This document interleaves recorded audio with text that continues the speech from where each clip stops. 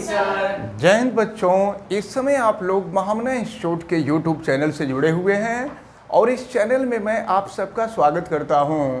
आज हम लोग class 10th CBSE mathematics chapter 5 arithmetic progressions के एक्सरसाइज 5.3 के क्वेश्चन नंबर 15 को देखने जा रहे हैं।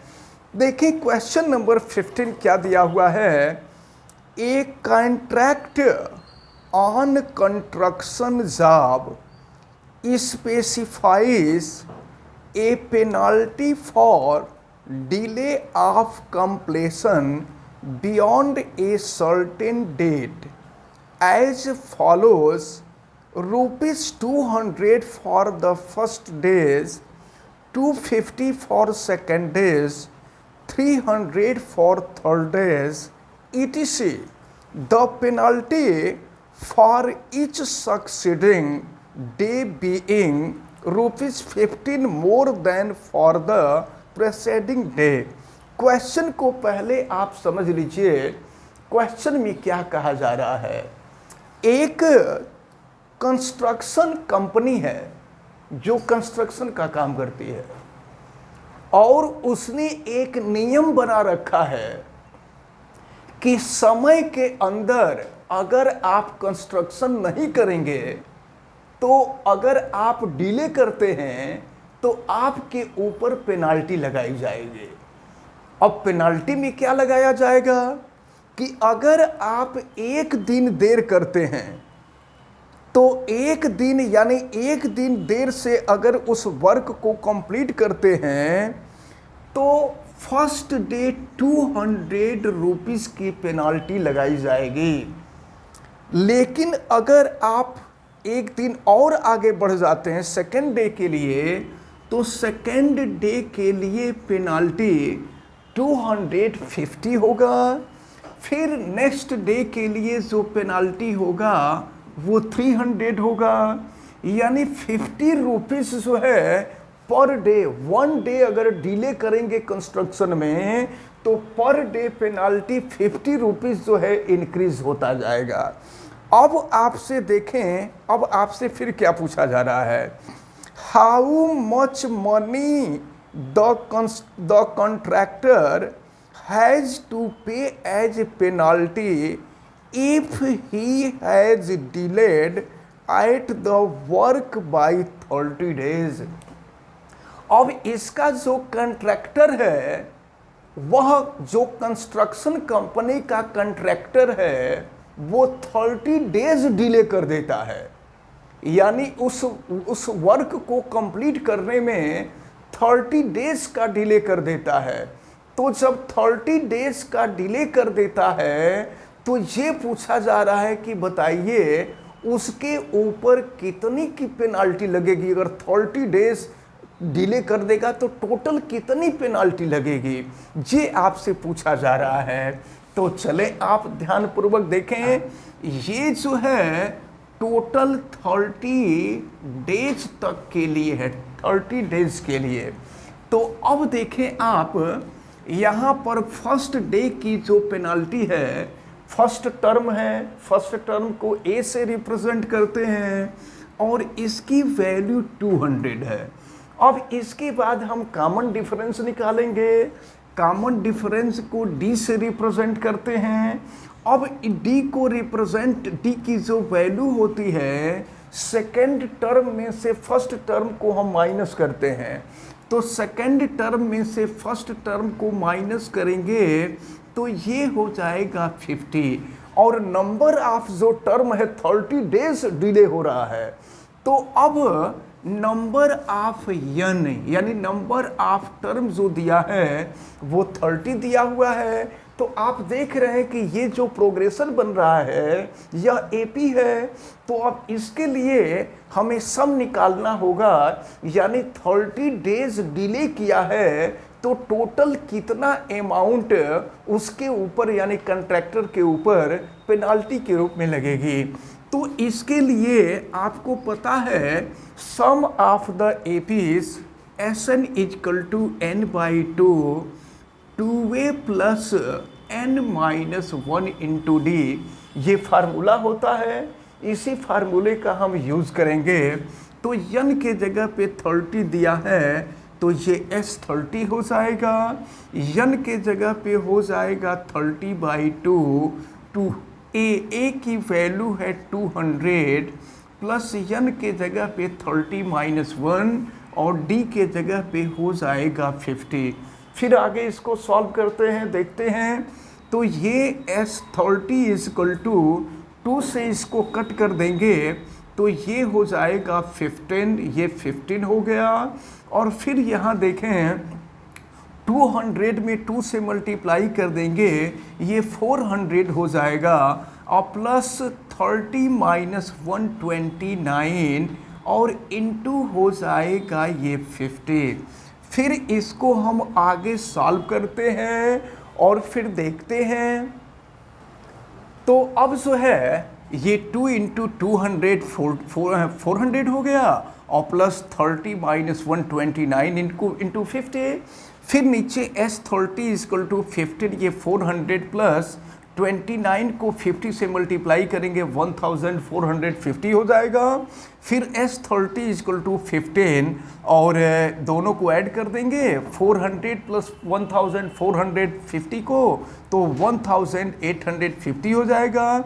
अब इन दोनों का मल्टीप्लाई कर देते हैं हम तो 27,750 हो जाएगा। इसका मतलब ये हुआ कि जब कंट्रैक्टर जब 30 डेज डिले करेगा वर्क को करने में तो उसको पेनाल्टी के रूप में 27,750 रुपीज़ पेनाल्टी के रूप में देना पड़ेगा। ये आंसर हो गया क्वेश्चन नंबर 15 का। अब देखते हैं क्वेश्चन नंबर 16 को। ए सम ऑफ ₹700 टोटल सम जो है दिया हुआ है और ये दिया हुआ है ₹700। फिर आगे देखते हैं क्या दिया हुआ है। A sum of ₹700 is to be used to give 7 cash prize to student of a school for their overall academic performance। क्या किया गया है, टोटल 700 रुपीज़ हैं और 700 रुपीज़ को 7 स्टूडेंट में कैश प्राइज के रूप में डिस्ट्रीब्यूट करना है। क्वेश्चन को आप अच्छी तरह से समझ लीजिए। और किसके बेस पर डिस्ट्रीब्यूट करना है, तो ओवरऑल पूरे ईयर का उनका क्या परफॉर्मेंस रहा है, उनके परफॉर्मेंस के बेस पर उनको कैश प्राइज दिया जा रहा है, कैश प्राइज दिया जाना है। If each prize is 20 rupees 20 less than its preceding prize. इसका क्या मतलब हुआ, जैसे मान लीजिए सेकेंड स्टूडेंट को जो प्राइज दिया जाएगा फर्स्ट स्टूडेंट के प्राइज से 20 रुपये कम देना है उसको, ये क्वेश्चन में कहा जा रहा है। तो यही नहीं, जितने भी स्टूडेंट, जैसे 7 स्टूडेंट हैं तो दूसरे वाले को पहले वाले से 20 रुपीज़ कम देना है, जो तीसरा वाला होगा उसके दूसरे से 20 रुपीज़ कम देना है, फिर उसके बाद वाले को 20 रुपीज़ कम देना है। इस तरह से 700 रुपीज़ को 7 स्टूडेंट में डिवाइड करना है, यानी कैश प्राइज के रूप में डिस्ट्रीब्यूट करना है। तो अब हम आपको बता दें कि यह कॉमन डिफरेंस है, ये 20 रुपीज़ जो कम होता जा रहा है ये कॉमन डिफरेंस है, लेकिन ये कम हो रहा है, लेस हो रहा है, इसलिए ये माइनस हो जाएगा।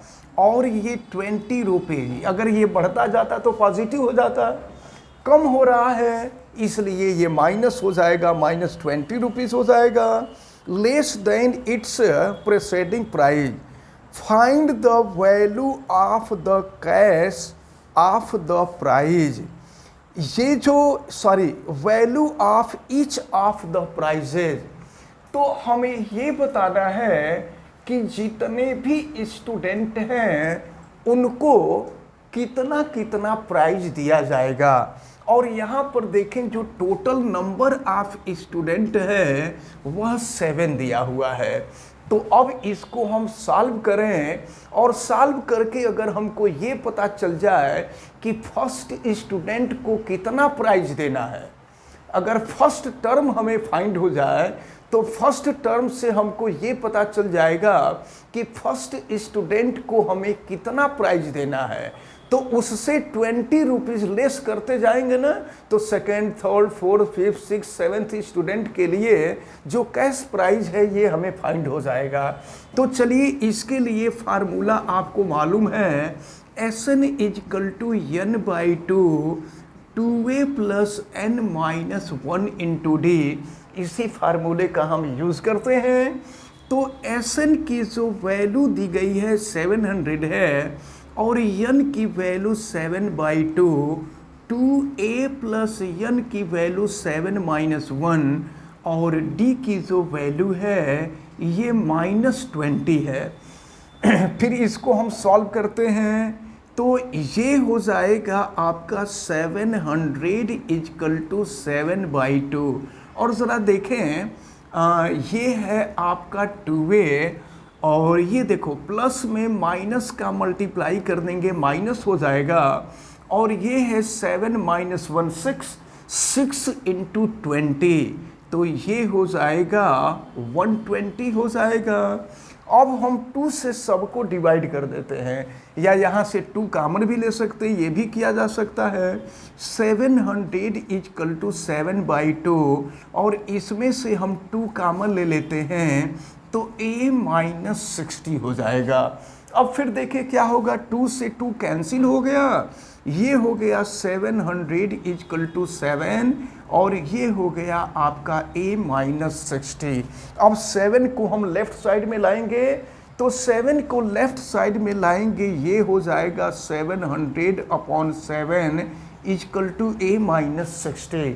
अब फिर 7 से इसको कट कर दीजिए, 100 हो जाएगा, तो ये हो गया 100 इजकल टू a माइनस 60।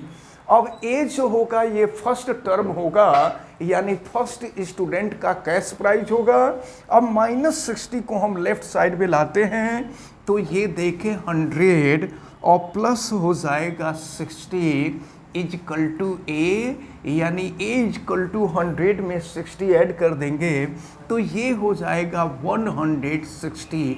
और a जो होता है ये फर्स्ट टर्म होता है, इसका मतलब कि फर्स्ट स्टूडेंट को जो कैश प्राइस दिया जाएगा ना, ये फर्स्ट स्टूडेंट को हम चाहें तो यहाँ A1 भी लिख सकते हैं, A को A1 भी लिख सकते हैं, या चलिए A1 इजकल टू A। तो फर्स्ट स्टूडेंट को जो 700 रुपीज़ है, 700 रुपीज़ में से जो फर्स्ट स्टूडेंट है, फर्स्ट स्टूडेंट को कैश प्राइज के फॉर्म में 160 रुपीज़ दिया जाएगा। अब सेकंड के लिए क्या होगा, तो सेकंड का इससे 20 रुपीज़ कम हो जाएगा, तो 20 रुपीज़ कम होगा तो ये 160 माइनस 20, यानी ये हो जाएगा रुपीज़ 140।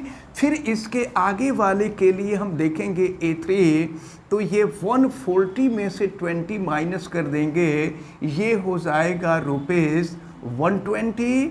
और फिर A4, अगर फोर्थ स्टूडेंट के लिए हम देखें तो अब 120 में से हम 20 माइनस कर देंगे, तो ये हो जाएगा रुपीज़ 100। फिर A5 यानी फिफ्थ स्टूडेंट के लिए फिर हम देखेंगे तो 100 माइनस 20 कर देंगे, तो ये हो जाएगा रुपीज़ 80। और फिर A6 यानी 6 स्टूडेंट के लिए 80 माइनस 20, यानी ये हो जाएगा रुपीज़ 60। और फिर 7th स्टूडेंट के लिए 60 माइनस 20, यानी ये हो जाएगा रुपीज़ 40। तो आपसे पूछा क्या जा रहा था, आपसे पूछा यही जा रहा था कि टोटल 700 रुपीज़ हैं, और 700 रुपीज़ को 7 स्टूडेंट में ओवरऑल जो उनका परफॉर्मेंस है उस परफॉर्मेंस के बेस पर दिया जाना है। और प्रत्येक स्टूडेंट को पहले वाले स्टूडेंट से 20 रुपीज़ कम कैश प्राइज दिया जा रहा है। तो अब देखें, तो यहाँ से पूछा जा रहा था कि बताइए जो सातों स्टूडेंट को जो कैश प्राइज दिया जाएगा उसका अमाउंट कितना होगा।